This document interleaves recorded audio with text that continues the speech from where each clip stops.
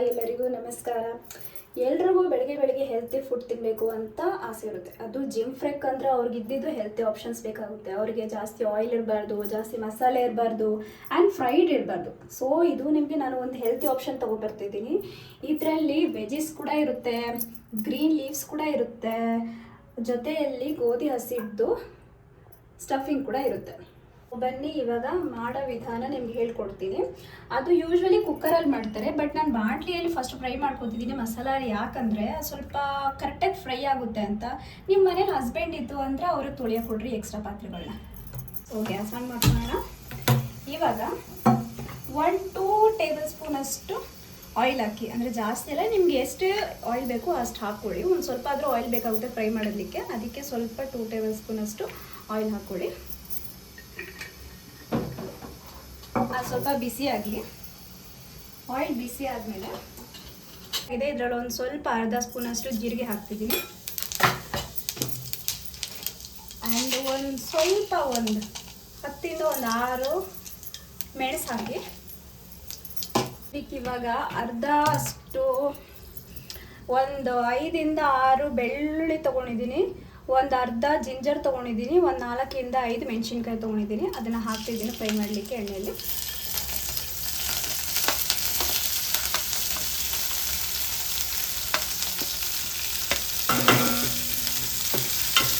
ಇದನ್ನು ಸ್ವಲ್ಪ ಬ್ರೌನ್ ಆಗೋಷ್ಟು ಫ್ರೈ ಮಾಡ್ಕೊಳ್ಳಿ. ಸೊ ಅದು ಹಸಿ ಸ್ಮೆಲ್ ಬರೋದಿಲ್ಲ, ಸ್ಮೆಲ್ಲಿ ಕೂಡ ಚೆನ್ನಾಗಿರುತ್ತೆ. ಇದು ಸ್ವಲ್ಪ ಬ್ರೌನ್ ಕಲರ್ ಬಂದಿದೆ, ಸ್ವಲ್ಪ ಬೆಂದಿದೆ. ಇವಾಗ ಒಂದು ಸ್ವಲ್ಪ ಅರ್ಧ ಈರುಳ್ಳಿ ಹಾಕ್ಕೊಟ್ಟಿದ್ದೀನಿ.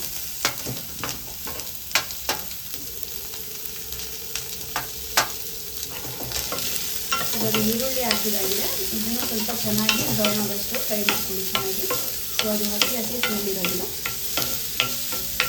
ಇವಾಗ ನೋಡಿ ಈರುಳ್ಳಿ ಕೂಡ ಬ್ರೌನ್ ಆಗಿಬಿಟ್ಟಿದೆ. ಇವಾಗ ಅರ್ಧ ಚಮಚಷ್ಟು ಅರಿಶಿನ ಪುಡಿ ಹಾಕ್ರಿ. ಆ್ಯಂಡ್ ಒಂದು ಅರ್ಧ ಚಮಚ ಅಷ್ಟು ಉಪ್ಪು ಹಾಕಿ ಅದನ್ನು ಮಿಕ್ಸ್ ಮಾಡ್ಕೊಳ್ಳಿ. 2 ಟೊಮೆಟೊನ ನಾನು ಕಟ್ ಮಾಡಿ ಇಟ್ಟಿದ್ದೀನಿ ಮುಂಚೆನೇ. 2 ಟೊಮೆಟೊನ ಇವಾಗ ಹಾಕ್ಕೊಳ್ಳಿ. ಇವಾಗ ಇದನ್ನು ಚೆನ್ನಾಗಿ ಅದು ಟೊಮೆಟೊ ಫುಲ್ಲು ಟೇಸ್ಟ್ ಆಗೋವಷ್ಟು ಚೆನ್ನಾಗಿ ಅದನ್ನು ಫ್ರೈ ಮಾಡ್ಕೊಳ್ಳಿ. ಈ ಟೊಮೆಟೊನ ಚೆನ್ನಾಗಿ ಪೇಸ್ಟ್ ಆಗೋವರೆಗೂ ಫ್ರೈ ಮಾಡ್ಕೊಳ್ಳಿ. ಸೊ ದಟ್ ಅದು ಫುಲ್ ಮಿಕ್ಸ್ ಆಗಿಬಿಟ್ರೆ ಫ್ಲೇವರ್ ಚೆನ್ನಾಗಿ ಎದ್ದು ಬರುತ್ತೆ.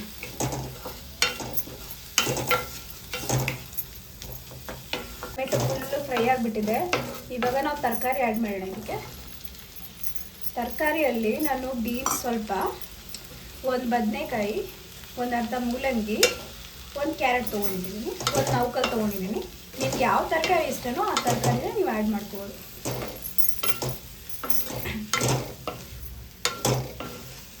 ಚೆನ್ನಾಗಿ ಇದನ್ನು ಮಿಕ್ಸ್ ಆಗೋಸ್ಕರ ಫ್ರೈ ಮಾಡ್ಕೊಳ್ಳಿ.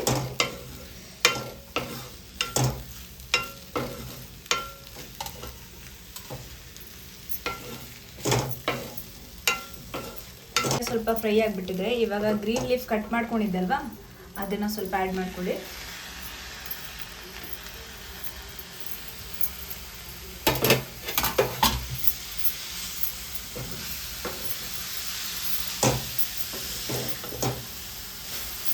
ಇದನ್ನು ಒಂದು 5 ನಿಮಿಷ ಕಾಲ ಫ್ರೈ ಆಗೋವರೆಗೂ ಸ್ವಲ್ಪ ಫ್ರೈ ಮಾಡ್ಕೊಳ್ಳಿ. ಈ ಥರ ಮಿಕ್ಸ್ ಮಾಡ್ಕೊಳ್ಳಿ ಚೆನ್ನಾಗಿ. ಅದು ಸೊಪ್ಪು ನೀವು ಯಾವ ಸೊಪ್ಪಾದರೂ ತೊಗೋಬೋದು. ಪಾಲಕ್ ಸೊಪ್ಪು ತೊಗೊಂಡ್ರೆ ಚೆನ್ನಾಗಿರುತ್ತೆ, ಯಾಕಂದರೆ ಅದರ ಐರನ್ ಕಂಟೆಂಟ್ ಜಾಸ್ತಿ ಇರುತ್ತೆ. ಸೊ ಐರನ್ ಡೆಫಿಷಿಯನ್ಸಿ ಮಕ್ಕಳಾಗಲಿ ದೊಡ್ಡವರಾಗಲಿ ತೊಗೊಂಡ್ರೆ ತುಂಬ ಹೆಲ್ದಿಯಾಗಿರುತ್ತೆ. ಉಪ್ಪೆಲ್ಲ ಸ್ವಲ್ಪ ಸಾಫ್ಟ್ ಆಗಿಬಿಟ್ಟು ಸ್ವಲ್ಪ ಮಿಕ್ಸ್ ಆಗೋ ಥರ ಆಗ್ತಿದೆ. ಸೊ ಇವಾಗ ಇದಕ್ಕೆ ನಾನು ಬೇಳೆ ಆ್ಯಡ್ ಮಾಡ್ತೀನಿ. ಬೇಳೆದಲ್ಲೂ ಒಂದು 2 ಟೈಪ್ ಬೇಳೆ ತೊಗೊಂಡಿದ್ದೀನಿ ನಾನು.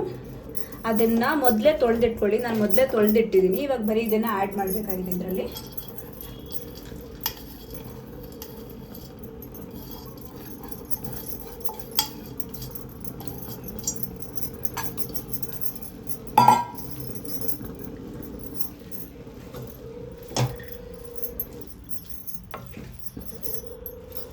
ಎಲ್ಲ ಹಾಕಿದ್ಮೇಲೆ ಈ ಥರ ಚೆನ್ನಾಗಿ ಮಿಕ್ಸ್ ಮಾಡ್ಕೊಳ್ಳಿ. ಒಂದು 5-10 ನಿಮಿಷ ಫ್ರೈ ಮಾಡ್ಕೊಳ್ಳಿ ಚೆನ್ನಾಗಿ. ಇದನ್ನು ಫ್ರೈ ಫ್ರೈ ಆದಮೇಲೆ ಸ್ವಲ್ಪ ನೀರು ಹಾಕಿ. ಸೊ ಅದಕ್ಕೆ ಅದೇನಾದರೂ ಕೆಳಗಡೆ ಎತ್ಕೊಂಡಿದ್ರೆ ಎಲ್ಲ ಬೀಳುತ್ತೆ. ಸೊ ಒಂದು 2 ಮಿನಿಟ್ಸ್ ಆದಮೇಲೆ ಇದನ್ನು ಕುಕ್ಕರ್ಗೆ ಟ್ರಾನ್ಸ್ಫರ್ ಮಾಡಿ.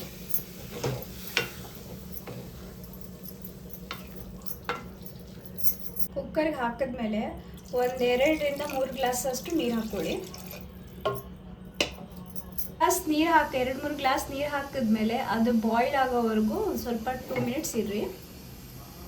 ನೋಡಿ, ನಾನು ಹಸಿಟ್ಟು ಕಲಸಿಟ್ಟಿದ್ದೀನಿ, ಗೋಧಿ ಹಸಿಟ್ಟು. ಇದರಲ್ಲಿ ಸ್ವಲ್ಪ ಅಜ್ವಾಯಿನು, ಉಪ್ಪು ಮತ್ತು ಸ್ವಲ್ಪ ಎಣ್ಣೆ ಹಾಕಿ ಈ ಥರ ಹಸಿಟ್ಟು ಕಲಿಸ್ಕೊಳ್ಳಿ. ಇದು ಸ್ವಲ್ಪ ಇದನ್ನು ಇವಾಗ ಚಿಕ್ಕದಾಗಿ ಪೂರಿ ಸೈಜಲ್ಲಿ ಪೂರಿ ಮಾಡ್ತೀವಿ ನೋಡಿ, ಆ ಪೂರಿ ಸೈಜಲ್ಲಿ ಸ್ವಲ್ಪ ಚಿಕ್ಕದಾಗಿ ಉಂಡೆ ತೊಗೊಳ್ಳಿ.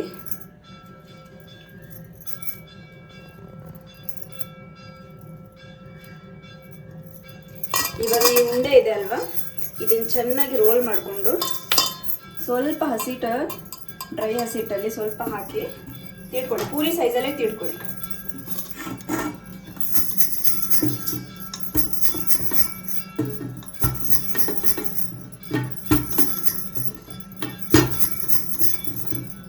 ಜಾಸ್ತಿ ತೆಳುನೂ ಬೇಡ, ಜಾಸ್ತಿ ದಪ್ಪನೂ ಬೇಡ, ಮೀಡಿಯಮ್ ಆಗಿ ತಿಳ್ಕೊಳ್ಳಿ. ಇವಾಗ ಇದನ್ನ ನಿಮ್ಗೆ ಯಾವ ಶೇಪ್ ಬೇಕು ಆ ಶೇಪ್ ಕೊಡ್ಬೋದು. ನಾನು ಫ್ಲವರ್ ಶೇಪ್ ಕೊಡ್ತೀನಿ.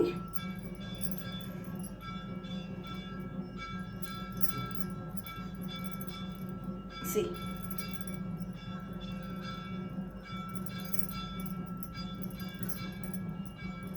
ಈ ಥರ ಪ್ರೆಸ್ ಮಾಡ್ಕೊಳ್ಳಿ 4 ಸೈಡು.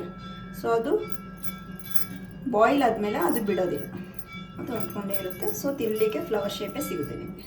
ಸಿ,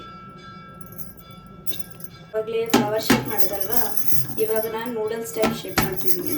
ನಿಮ್ಗೆ ಯಾವ ಥರ ಶೇಪ್ ಬೇಕು ಆ ಥರ ಶೇಪ್ ಮಾಡ್ಬೋದು. ನೀವು ಡಿಸೈನ್ ವೆರೈಟಿ ಆಗಿ ಒಂದು ಆಲ್ಫಾಬೆಟ್ ಟೈಪ್ ಎಲ್ಲ ಬರುತ್ತೆ, ಆ ಶೇಪ್ ಎಲ್ಲ ಮಾಡಿದ್ರೆ ಮಕ್ಕಳಿಗೆ ಅದು ಕೊಟ್ಟರೆ ಅವ್ರಿಗಿನ್ನೂ ಇಂಟ್ರೆಸ್ಟು, ಲರ್ನಿಂಗ್ ಕೂಡ ಆಗುತ್ತೆ, ಹೆಲ್ತಿ ಕೂಡ ಇರುತ್ತೆ, ಅವ್ರಿಗೆ ತುಂಬ ಇಂಟ್ರೆಸ್ಟ್ ಕೂಡ ಆಗುತ್ತೆ. ದಟ್ ಎ ಎಲ್ಲಿದೆ, ಬಿ ಎಲ್ಲಿದೆ, ಇಲ್ಲಾಂದ್ರೆ 1 2 3 ಎಲ್ಲಿದೆ ಎಲ್ಲ ಹುಡುಕಿ ಹೆಲ್ತಿಯಾಗಿ ತಿಂತಾರೋ ಓದೋದು ಕೂಡ ಕಲ್ತ್ಕೊಡ್ತೀನಿ. ಇವಾಗ ಫುಲ್ಲು ಕೀಳ್ಕೊಂಡ್ಬಿಟ್ಟಿದ್ದೀನಿ ತೆಳುವಾಗಿ. ಇವಾಗ ಇದನ್ನು ಚಾಕುವಿಂದ ಕಟ್ ಮಾಡುವಂತೆ ನೂಡಲ್ಸ್ ಶೇಪಲ್ಲಿ ನೋಡಿ ಈ ಥರ ತೊಗೊಳ್ಳಿ. ನಿಮ್ಗೆ ಎಷ್ಟು ದಪ್ಪ ಬೇಕು ಅಷ್ಟು ದಪ್ಪ ನೀವು ಕಟ್ ಮಾಡ್ಕೋಬೋದು. ನನಗೆ ಇಷ್ಟು ಬೇಕಾಗಿದೆ, ಸೊ ಅದಕ್ಕೆ ನಾನು ಇಷ್ಟು ಕಟ್ ಮಾಡ್ತಿದ್ದೀನಿ. ನಿಮ್ಗೆ ಎಷ್ಟು ದಪ್ಪ ಬೇಕು ಅಷ್ಟು ದಪ್ಪ ಕಟ್ ಮಾಡ್ಕೊಳ್ಳಿ.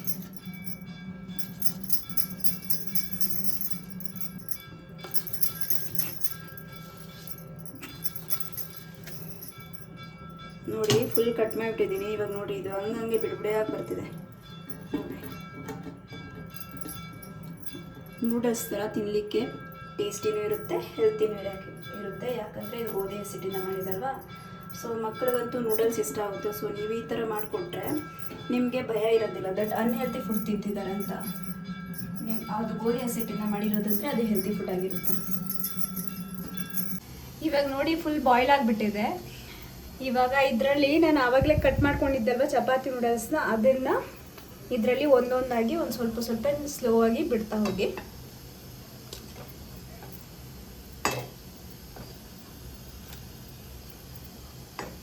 ಇದನ್ನು ಚೆನ್ನಾಗಿ ಡಿಪ್ ಆಗೋ ಥರ ಕಲಿಸ್ಕೊಳ್ಳಿ.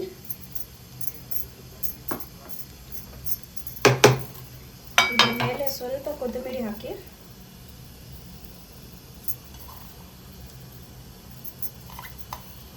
ನೀರೆಲ್ಲ ಹಾಕಿದ್ಮೇಲೆ ಅದು ಚಪಾತಿ ನೂಡಲ್ಸ್ ಎಲ್ಲ ಹಾಕಿದ್ಮೇಲೆ ಒಂದ್ಸರಿ ಉಪ್ಪು ಟೇಸ್ಟ್ ಮಾಡ್ಕೊಳ್ಳಿ. ಉಪ್ಪೇನಾದರೂ ಕಡಿಮೆ ಇತ್ತು ಅಂದರೆ ನಿಮಗೆ ಎಷ್ಟು ಟೇಸ್ಟ್ ಬೇಕು ಉಪ್ಪು ಅಷ್ಟು ಮತ್ತೆ ಹಾಕ್ಕೊಳ್ಳಿ. ಅದೇ ಮತ್ತೆ ಮುಚ್ಚಳ ಮುಚ್ಚಿ ಒಂದು 3ರಿಂದ 4 ಸೀಟಿ ಬರೋವರೆಗೂ ಬೇಯಿಸ್ಕೊಳ್ಳಿ. ಫೈನಲಿ ಈ ಥರ ಆಗಿದೆ. ನೀವು ಕೂಡ ಮನೆಯಲ್ಲಿ ಮಾಡಿ ಟೇಸ್ಟ್ ಮಾಡಿ ನಮಗೆ ಕಮೆಂಟ್ ಸೆಕ್ಷನಲ್ಲಿ ಹೇಗೆ ಬಂತು ಟೇಸ್ಟು ಅಂತ ತಿಳಿಸಿ, ಆಯಿತಾ? Thank you for watching and subscribe for more videos.